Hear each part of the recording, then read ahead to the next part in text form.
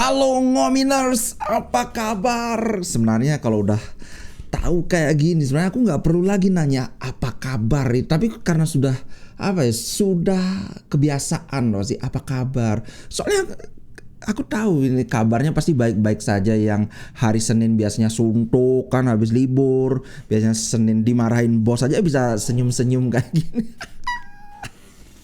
Inter menang tipis 1-0 saja, tidak perlu banyak-banyak. Tapi kalau kawan-kawan nonton pertandingannya, it could easily reach like 3-0 or 4-0. Itu kalau bukan karena kesaktian, ini sudah bukan hebat lagi, tapi ini sakti namanya si kipernya Juventus, Szczęsny.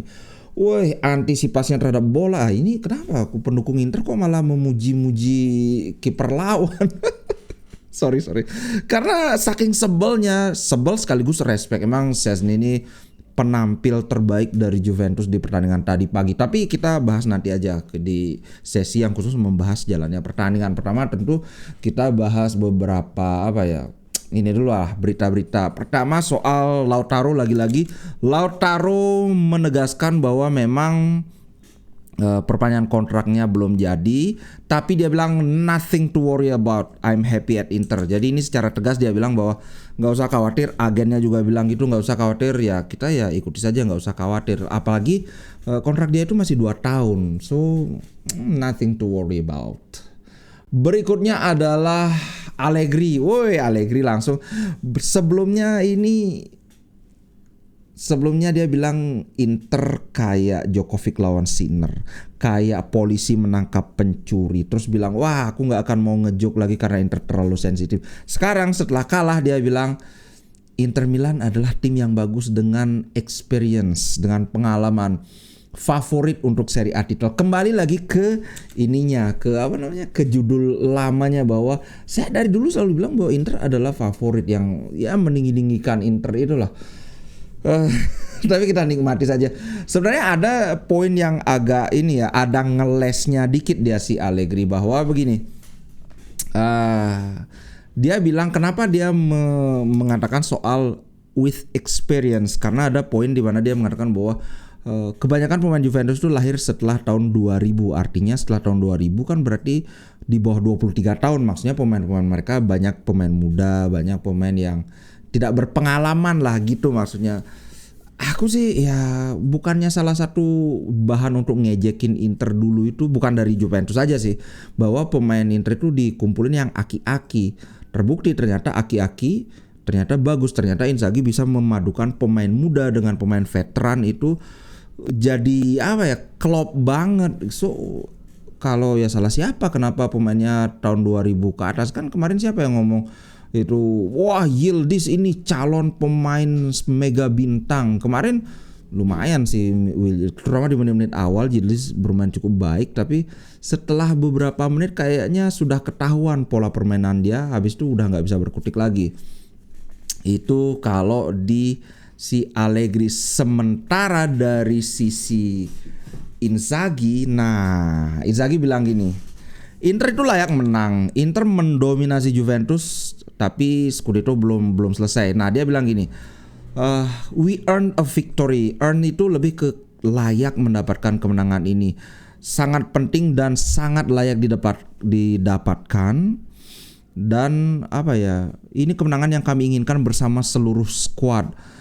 Cara kami menyiapkan pertandingan ini, memainkan pertandingan dan mengontrol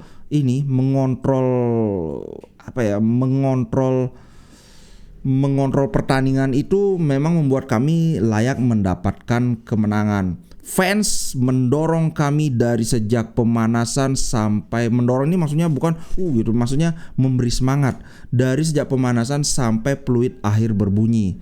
Tapi ini adalah satu langkah saja dalam sebuah perjalanan panjang. Juve dan Milan tidak akan menyerah.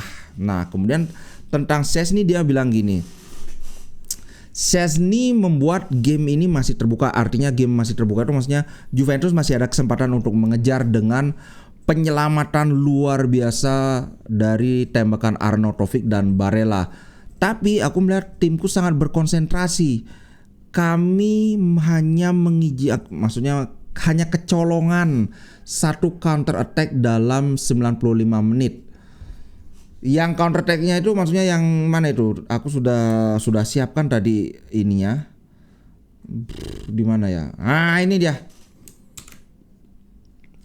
Sorry aku. Nah, ini.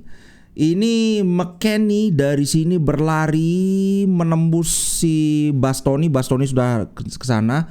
Kemudian ketika dia sampai di depan gawang, nah di sini Pavard agak bingung karena Acerbi di sana ada Vlahovic. Ini aku lupa ini siapa ini ya?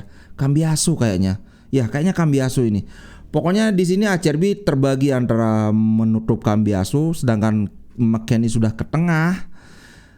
Nah, Pavard ini yang tersisa sedangkan Darmian sudah ketinggalan. Pavard awalnya dia menjaga Vlahovic, tapi dia tahu kalau ini dibiarkan Acerbi nggak akan bisa ngejar, sehingga Pavard melakukan sesuatu yang menurutku antara jenius atau ada keberuntungan sedikit. Silakan kawan-kawan yang menilai. Dia melepaskan Vlahovic, tapi dia tahu bahwa begitu dia melepaskan Vlahovic, maka bola ini pasti akan diberikan ke Vlahovic oleh McKennie. Dan benar saja, dia melepas Vlahovic, bola langsung diumpan tanpa banyak basa-basi, langsung berbelok kembali menjaga pressing Vlahovic. Dan ini yang bagian yang keberuntungannya sedikit ya. Kalau kawan-kawan ingat, sentuhan pertama Vlahovic itu, nah ini agak jauh, heavy touch istilahnya. Jadi bolanya mental agak jauh sehingga ada cukup waktu bagi Pavard untuk menutup ruang tembak dia. Walaupun sebenarnya ini kalau menurut hematku ya, kalau Pavard dia menutup ruang tembak di bagian sini saja, sementara Sommer menutup di tiang dekat, ini mungkin masih bisa juga diatasi. Tapi ya namanya campuran antara keberuntungan dan skill kan. Sentuhannya Vlahovic agak mental, kemudian Pavard dapat timing, dapat waktu untuk menutup, dan kemudian dia melakukan sebuah blocking yang luar biasa. Ini saja, ini yang dibilang oleh Inzaghi di dalam selama 95 menit itu cuma sekali itu saja kecolongan counter attack. Selebihnya nanti akan aku bahas lebih mendetail lagi ya. Nah, anak-anak ini telah bekerja dengan cara yang sangat luar biasa selama 7 bulan sekarang. Kami harus tetap berjalan, tetap melakukan hal ini. Ini hanyalah stepping stone, batu loncatan saja. Masih ada 4 bulan lagi, masih ada banyak pertandingan. Kita atau kami harus melanjutkan seperti ini. Kami memenangkan 18 dari 22 pertandingan di Serie A. Tapi walaupun demikian masih ada dalam jangkauan Juventus dan Milan. Musim lalu Napoli jaraknya di antara pesaing-pesaingnya itu lebih banyak dibandingkan sekarang ini. Maksudnya gini, ya memang kelihatannya Inter itu sangat superior, tapi dibandingkan Napoli ya kita nggak sebagus Napoli musim lalu. Walaupun sebenarnya Napoli juga musim lalu terbantu karena tim-tim lain itu inkonsisten, sedangkan musim ini Juventus itu kan sangat konsisten, maksudnya pesaing Inter kan. So ya Napoli emang bagus, tapi itu juga mereka terbantu dengan tim-tim lain banyak kepleset, terutama Inter juga. Wih, berapa kali kepleset Inter itu bro. Berikutnya ini kalau si Allegri kan aku bahas lebih sedikit lagi. Ini ada 3 kunci dari interviewnya Allegri. Dia bilang gini tentang title race. Juventus sudah lama tidak memainkan pertandingan perebutan tempat teratas, dia bilang gitu. Nama-nama ini akan didengar atau akan dikenang untuk waktu yang lama, dan mereka akan, maksudnya gini, seperti yang aku bilang tadi kan pemain-pemain Juventus itu banyak pemain muda. Nah ini yang dibilang sama dia bahwa nama-nama yang sekarang ini ada masih akan bermain dalam waktu yang lama, dan mereka akan mendapatkan pengalaman seiring dengan menit bermain yang lebih banyak lagi. Kemudian ini nih Yildiz, calon superstarnya Juventus katanya. Wah, Juventus berhasil, dulu ingat banget aku ada yang komen, itu Juventus berhasil mengorbitkan superstar pemain muda, kok Inter nggak ada. So what? So what? Dia telah memainkan 7 pertandingan untuk Juventus. Ini adalah part of the process. Jadi bagian dari sebuah proses. pemain-pemain ini memerlukan waktu untuk menembus ini menuju sebuah jalur yang membuatnya berkembang. Jadi Alcaraz juga memainkan debutnya dengan attitude yang bagus, tapi pemain ini lagi-lagi harus berkembang dan berhasil berhasil lolos ke Liga Champion untuk musim depan, yang mana mereka tidak mendapatkan di musim ini. Tidak ada yang memperkirakan Juventus akan ada 4 poin di belakang Inter. Jika ada yang memperkirakan bahwa Juventus akan menjadi pesaing Scudetto, mungkin mereka bisa membaca trajektori itu, jalur dari tim ini atau pola jalur dari tim ini lebih bagus dariku.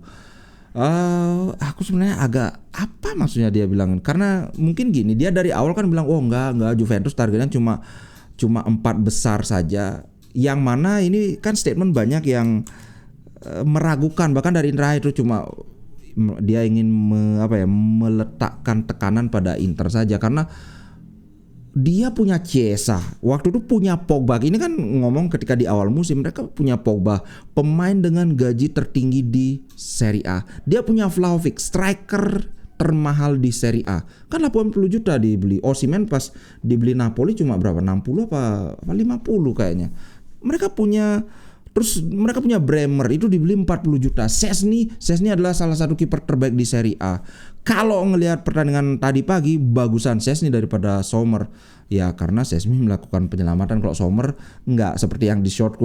Sommer malah ini ketahuan melakukan sebuah tindakan yang melecehkan Juventus. Lihat aja di shotku nanti. Oke, tentang ambisi. Dia bilang ini, Inter memulai jalur ini bersama Conte. Bagi mereka ini adalah norma itu adalah sebuah hal yang biasa, maksudnya dalam hal ini bersaing memperebutkan title. Juventus telah berubah, 15 pemain Juve telah berubah sejak saya tiba. 10 diantaranya lahir setelah tahun 2000 ini, maksudnya kayak ngeles gitu. Pemainnya pemain muda, nggak pengalaman. Ini adalah fakta. Ya betul, emang fakta sih memang. Nah, kami perlu melewati ini dengan ketenangan dan klub aware dengan hal itu. Ini adalah grup yang bagus dan bersatu.